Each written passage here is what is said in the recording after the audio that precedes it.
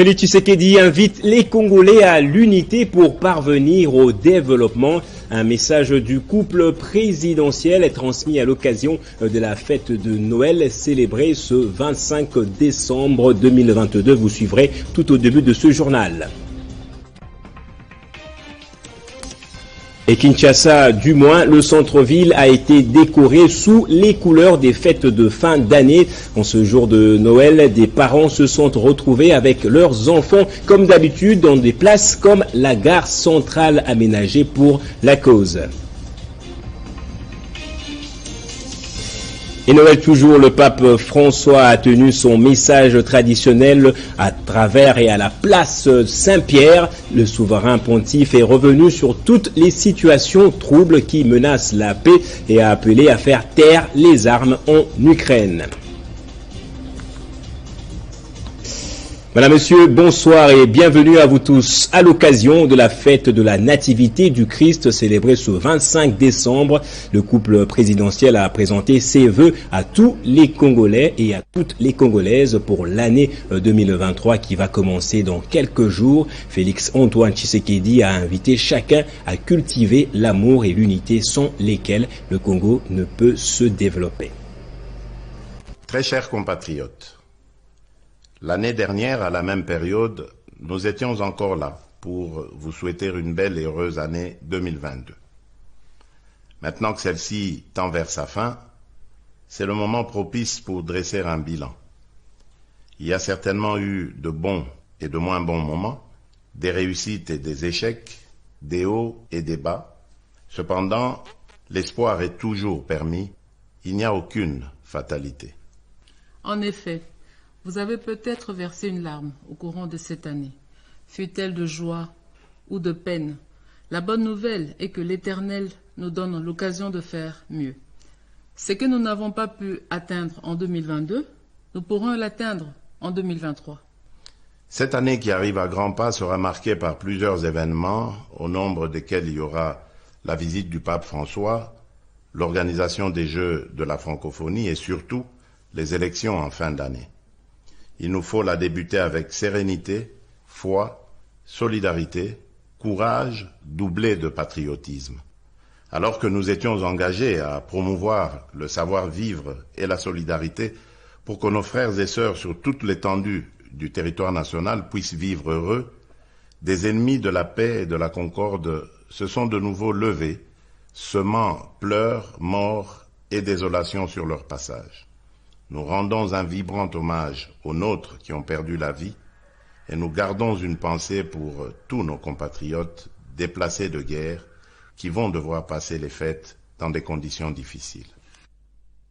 Il faut signaler par ailleurs que le chef de l'État a dîné ce jour, donc ce 25 décembre 2022, avec les femmes des militaires à la Cité de l'Union africaine.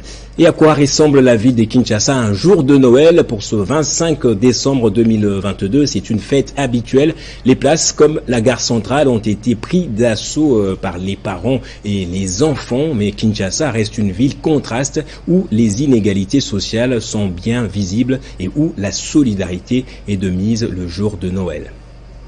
À Kinshasa, Noël garde encore son côté religieux. Des célébrations sont organisées dans les églises la veille ou le jour même avant de laisser la place à la fête proprement dite. Si certaines personnes se retrouvent en famille, d'autres par contre, les parents généralement profitent pour sortir leur môme. En effet, Noël est communément accepté et vu comme une fête des enfants. Pour cette année, la ville de Kinshasa a une nouvelle fois pris la ville de Kinshasa a une nouvelle fois décoré certaines rues et aménagé les places pour accueillir le grand public.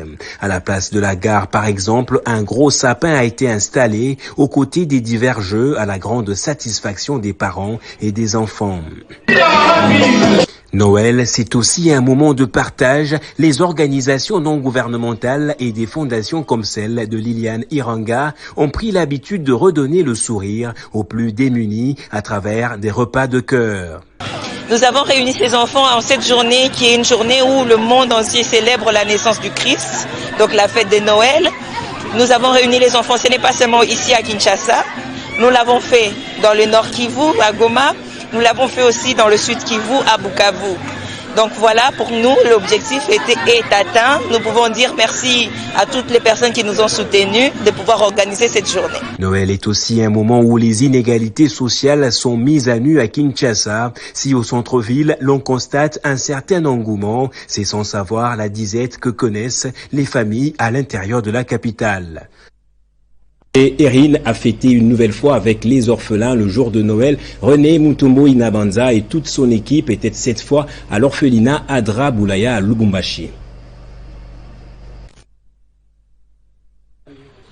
L'orphelinat Adra Boulaya, situé à une trentaine de kilomètres du centre-ville de Lubumbashi, a été dans les viseurs de l'ONG Erin pour commémorer la fête de la Nativité de Christ ce samedi 24 décembre 2022. Conduit par Madame Christelle Inabanza, la délégation de l'ONG Erin a bravé la pluie pour faire rayonner la joie au visage de ces enfants dévalorisés en leur remettant des sacs de farine, du riz, les vêtements, des souliers, du savon, des boissons sucrées et autres biens de valeur à la grande satisfaction des responsables de cette orphelinat créé depuis 1991 au village Boulaya sur la route Kasenga.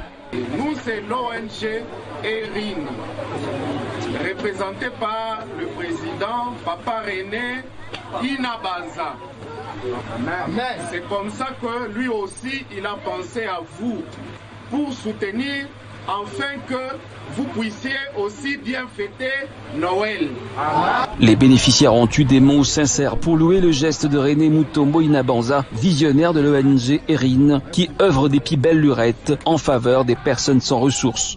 Je suis plus que content. Je ne m'attendais pas que l'ONG Erin allait nous venir en aide. Il y a presque une semaine qu'ils nous ont promis de venir. On était dans l'impatience. Bien que ce soit une journée pluvieuse, ils ont tout fait pour venir sous la pluie. Vraiment, ce sont les hommes qui concilient la parole aux actes. Et reçu les dons composés des vêtements, des souliers, des... Le directeur provincial adjoint de communication et initiation à la nouvelle citoyenneté là-bas a fait le déplacement de Goma pour un geste en faveur des enfants orphelins et démunis, une réponse à l'appel du président de la République sur la mobilisation nationale pour s'en sortir en ces temps de crise. La situation dans l'Est de la République démocratique du Congo demeure tragique en cette fin d'année 2022. Répondant à l'appel du président de la République, Félix Mbenga, qui croit en un Congo meilleur et digne, à force d'unité et de travail, s'est rendu sur place au Nord Kivu. Avec l'autorisation de la gouverneure intérimaire du Lualaba, Fifi Masuka Saini, le directeur provincial adjoint de la communication et initiation à la nouvelle citoyenneté a réconforté les orphelins avec des fortes paroles, mais aussi des enveloppes et des biens de première nécessité. Parmi ces enfants, l'on peut compter des orphelins des militaires des FARDC tombés au front. Felimbenga Mukuna a également rencontré les déplacés de Bunagana, ces hommes et femmes qui fuient des combats depuis des mois et peinant de plus en plus à s'en sortir au quotidien. Ces gestes du directeur provincial adjoint de la communication et initiation à la nouvelle citoyenneté a clairement réconforté.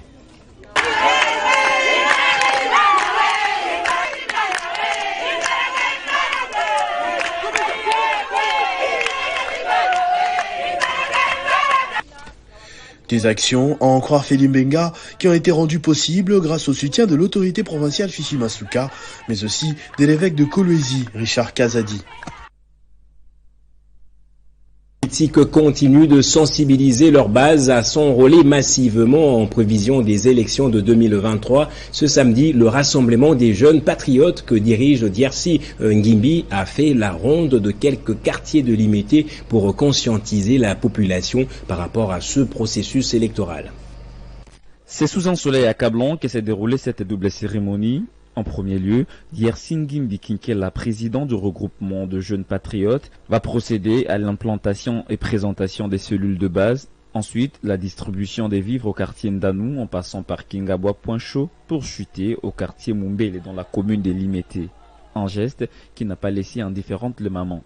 Nzambe oyo azopambola ye a continuer ko pambola ye po yepe a soutenir ba maman oyo bazali lisusu na makasi te. Faisant d'une pierre deux coups, le président du RJP a invité le jeune à s'enrôler massivement pour donner un deuxième mandat à Félix Tshisekedi en 2023. Nous avons effectué plusieurs descentes dans nos différentes cellules qui viennent de naître qui vient de se créer. Alors, comme nous avons aussi voulu faire d'une pierre deux coups, on a aussi procédé à la distribution de quelques cadeaux aux nouveaux et aux anciens membres de notre ASBEL. Non, je demande à toutes, pas seulement à ces mamans ici, à la population, à toute la population congolaise d'aller se faire enrôler massivement pour répondre à un devoir, c'est d'abord un devoir civique. Pour élire ou soit renouveler la classe politique, il faut passer par là. Après avoir adhéré au regroupement politique Les Progressistes de Sami Badibanga, le Rassemblement de jeunes patriotes soutient la vision de l'actuel chef de l'État, Félix Tshisekedi, qui se bat bec et ongle pour améliorer le social des Congolais. Et levé de la mesure de notification pour la RDC par le Conseil de sécurité de l'ONU à Lubumbashi dans le Katanga, le parti politique Vision Faci Rénové a réuni ses cadres et représentants de toutes les provinces pour un grand meeting. Le président national Kalimbu Yuayako a à cette occasion félicité de vive voix le chef de l'État pour cette victoire diplomatique avant d'inviter ses militants à un enrôlement massif.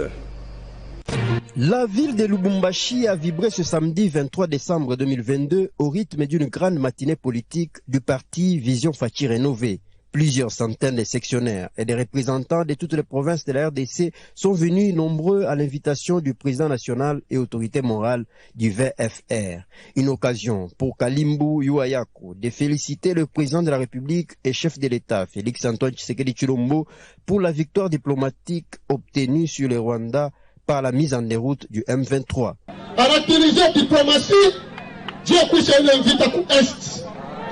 Vita ku est, après tout le semba, il coule malizika.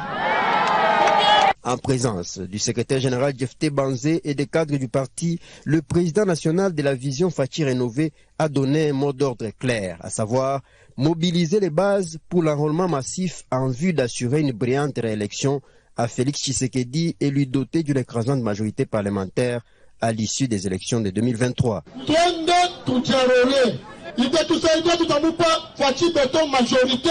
Kalimbu Yuayako a appelé le peuple congolais à barrer la route à tous les étrangers qui tentent, par les élections de 2023, d'accéder à la magistrature suprême de notre pays. Vision Faci Rénové, parti politique allié de l'UDPS, est inspiré de l'idéologie politique du président de la République. Et pour permettre à ses militants de bien passer les fêtes de fin d'année et de nouvel an, un lot important de vivres et d'épargne ont été remis aux membres du parti. Retournons à Kinshasa pour parler encore une fois du processus électoral. À l'occasion de la nativité du Christ, le révérend André Gédéon Bokundoa de l'église du Christ au Congo a, dans une lettre pastorale lue justement par son directeur de cabinet sous les thèmes « Les ténèbres ne régneront pas toujours en RDC », sensibiliser les Congolais à prendre part massivement au processus électoral, notamment avec le processus d'enrôlement des électeurs. Les CC a par ailleurs affirmé que tous ces observateurs sont déjà déployés dans toutes les aires opérationnelles. L'Église du Christ au Congo proclame 2023 comme une année de l'espérance pour tous les Congolais. Célébrant la nativité de Jésus-Christ, le numéro 1 de cette confession religieuse a, dans une lettre pastorale aux fidèles, sensibilisé les Congolais majeurs d'âge à s'enrôler massivement afin de participer activement aux élections de 2023.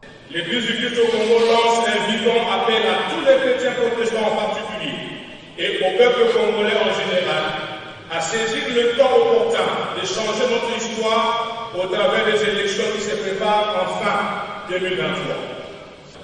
Ayant une lourde responsabilité spirituelle et morale dans la construction du destin collectif, l'Église du Christ au Congo lance officiellement la campagne de sensibilisation des citoyens et citoyennes et invite les Congolais à l'âge majeur à s'enrôler massivement dans les différents centres d'inscription des électeurs. Des observateurs à long terme de notre Église sont déployés pour couvrir toutes les aires opérationnelles. Message qui intervient un jour après le lancement de l'opération d'identification et d'enrôlement des électeurs. Des centres d'inscription sont depuis lors opérationnels dans tous les coins des provinces concernées. Et à Lodja, prenons cette prestation de serment de 9 médecins à l'Institut justement des sciences et des technologies de Lodja devant le Conseil provincial de l'ordre des médecins. Ces nouveaux médecins s'engagent à lutter contre toute forme d'anti-valeurs qui gangrènent notre société.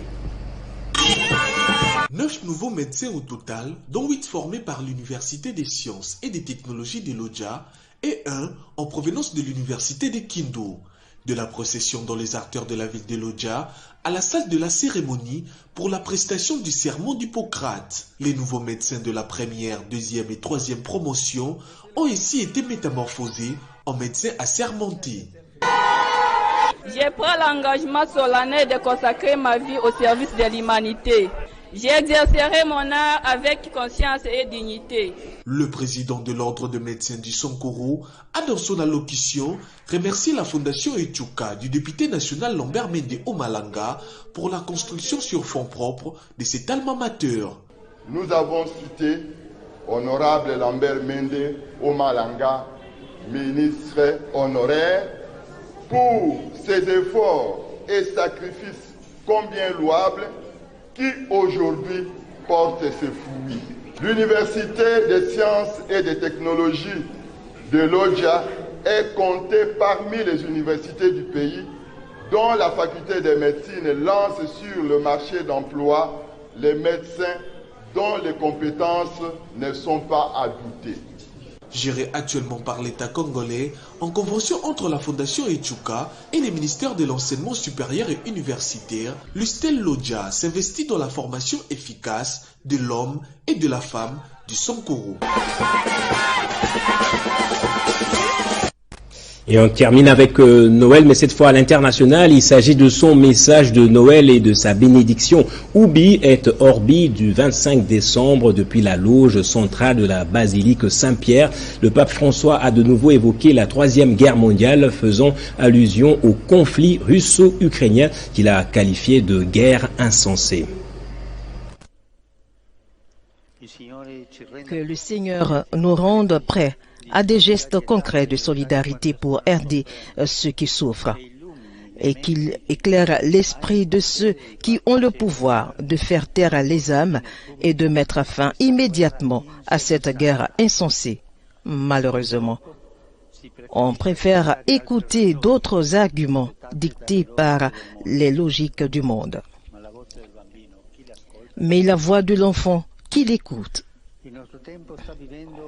Notre époque connaît une grave pénurie de paix aussi dans d'autres régions, en d'autres théâtres de cette Troisième Guerre mondiale. Nous pensons à la Syrie, encore martyrisée par un conflit qui est passé au second plan, mais qui n'est pas terminé. Et nous pensons à la Terre Sainte, où la violence et les affrontements ont augmenté ces derniers mois, avec des morts et des blessés. Place au rappel des principaux titres à présent. Le chef de l'État ainsi que son épouse ont invité les Congolais à l'unité pour parvenir au développement. Un message du couple présidentiel transmis à l'occasion de la fête de Noël célébrée ce 25 décembre. Et Kinshasa, du moins, le centre-ville a été décoré sous les couleurs des fêtes de fin d'année. En ce jour de Noël, des parents se sont retrouvés avec leurs enfants comme d'habitude dans des places comme la gare centrale aménagée pour la cause. Et le pape François a tenu son message traditionnel de Noël à la place Saint-Pierre. Le souverain pontife est revenu sur toutes les situations troubles qui menacent la paix et a appelé à faire taire les armes en Ukraine. Et c'est par ici que se referme ce journal. Merci à vous tous de l'avoir suivi.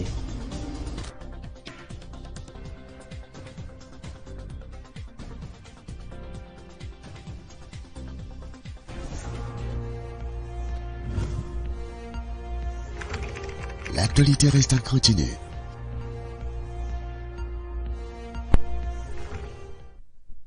Au nom du personnel de l'Agence congolaise de l'environnement et au mien propre, j'ai l'insigne honneur de présenter les vœux les meilleurs à l'occasion de la fête de Noël et de Nouvel An, respectueusement au président de la République et chef de l'État, son Excellence M. Félix Antoine Tshisekedi Tshilombo, avec l'expression des hommages les plus déférents. Au président du Sénat et de l'Assemblée nationale, honorable Modeste Bahati Lukwebo, Embo Sonkodia Poanga. Au Premier ministre chef du gouvernement, son Excellence M. Jean-Michel Sama Kondé, avec l'expression de ma haute considération.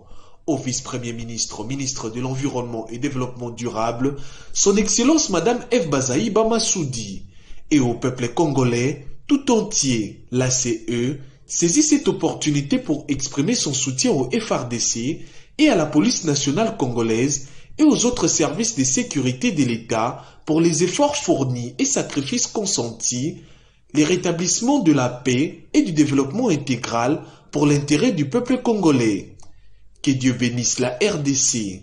Communiqué signé Ingénieur Jean-Claude Emene Elenga.